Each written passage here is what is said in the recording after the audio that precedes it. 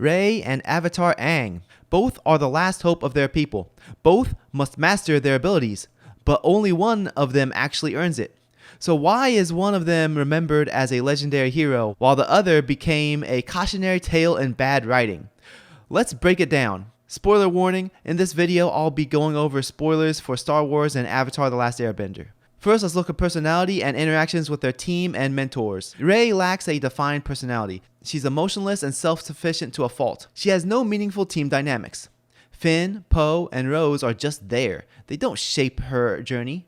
It's hinted that she'll have a romance with Finn, then nothing happens. Her relationship with Kylo is abrupt and forced, no natural progression. She disrespects her mentors. Luke refuses to train her, yet she forces him into it.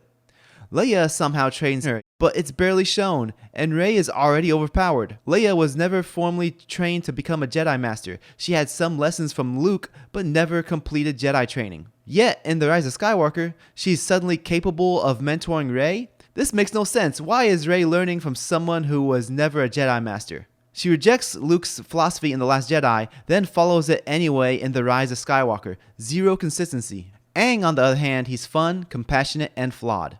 He starts as a carefree kid, but must grow into a responsible avatar. His carefree nature even tricks the audience into thinking that Avatar The Last Airbender is just a light-hearted kids show, until reality hits. He creates deep connections with his team. From Katara, he learns waterbending and compassion. From Toph, he learns earthbending and toughness. From Zuko, he learns firebending and redemption. Each relationship evolves over time. Katara initially sees Aang as an irresponsible kid, but over time, she respects his strength. Toph uses tough love to break Aang's resistance to change. Zuko starts as an enemy, becomes an equal, and they work together to rediscover firebending. Each of these feels real because we see their relationship grow over time. Aang's mentors help shape his journey. He respects his mentors such as Roku and reaches out to the past avatars for advice. Even when he disagrees, it's a struggle, not arrogance. Rey does seek mentorship first from Luke and later from Leia, but it feels like a storytelling formality rather than a necessity. Aang's journey tells the classic message of steel sharpens steel. He actively seeks guidance from those wiser than him, and in return, his mentors challenge him, break his bad habits, and force him to grow. Every lesson he learns makes him a better avatar. His journey wouldn't be possible without these struggles. 2. Their power. Rey is already an expert before training. She defeats Kylo Ren in her first fight with zero training at all. She pilots the Millennium Falcon better than Han Solo. She mind tricks a stormtrooper effortlessly. How did she even know Jedi mind tricks existed? Did she watch the original trilogy on VHS? Or did she look it up on Wikipedia? She doesn't experience any real setback. She never loses a major fight. The Rise of Skywalker tries an identity crisis because she's Palpatine's granddaughter, but it has no impact on her character. She's constantly told she's special rather than proving that she's special. Avatar Aang is naturally talented, but he's unskilled. He has raw ability, but must work hard to refine it.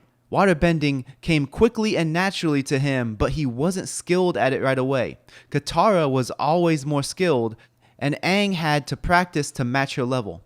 His rapid improvements did frustrate Katara, but she was still more disciplined at her waterbending training, which led to her mastering more complicated techniques. For firebending, Aang was initially excited to learn, but after accidentally burning Katara, he became terrified of firebending and avoided it for a long time.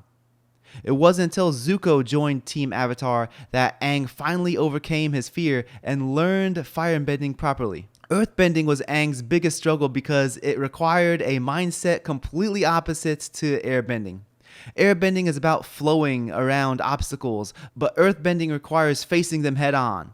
Toph forces him to change his approach, pushing him to develop a stronger, more grounded mentality. He constantly fails and learns. He loses to Bumi, Azula, even the beginning of his fight against Ozai. He faces real doubts and setbacks, but adapts and overcomes them.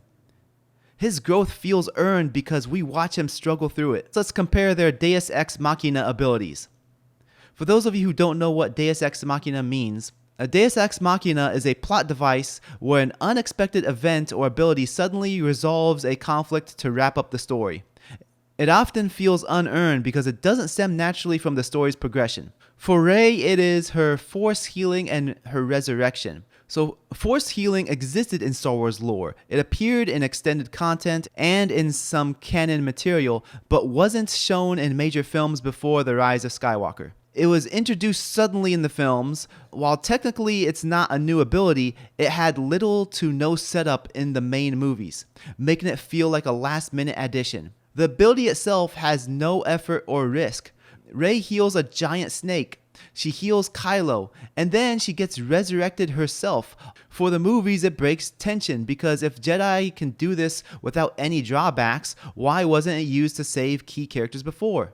Qui-Gon, Obi-Wan, Anakin, none of them could save their loved ones in the past. Now Rey all of a sudden can heal fatal wounds, removing the stakes from life or death situations. Aang's Deus Ex Machina is his energy bending ability.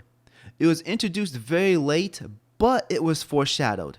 Ancient texts and lion turtles hinted at this ability. Him finding a peaceful resolution to his conflict was foreshadowed through the past avatars. As Aang was speaking to his past avatars, all the avatars of the past that were talking to him told Aang about the times that they had to remove the life of tyrants and their opponents.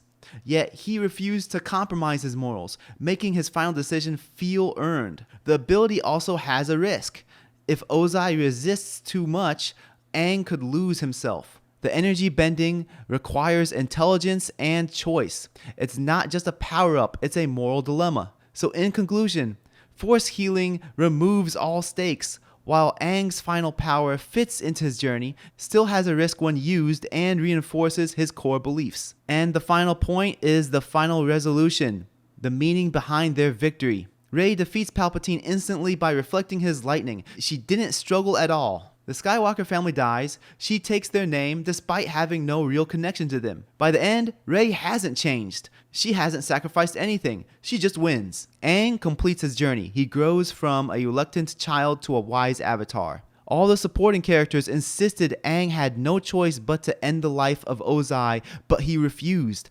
He uses energy bending instead of compromising his morals. This adds emotional weight. We've seen him struggle and mature. So in conclusion, Rey's ending feels forced and unearned, leaving no impact. Aang's ending feels earned and meaningful. Rey is a character who's given everything, she ignores her mentors, and she doesn't change by the end of her story.